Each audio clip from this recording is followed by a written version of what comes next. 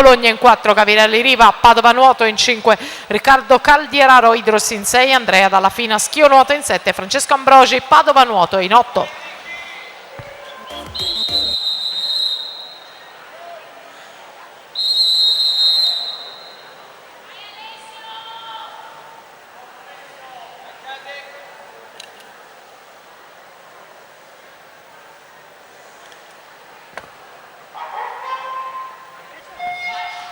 Partita la prima serie dei 50 farfalla categoria ragazzi, primo anno. Tra poco partirà la terza serie ragazzi 98-99, Thomas Bevilacqua in 1, Nicola Milani in 2, Alessio Moro in 3, Luca Fazioni in 4, Leonardo Marchiori in 5, Federico Menti in 6, Antonio Maggio in 7.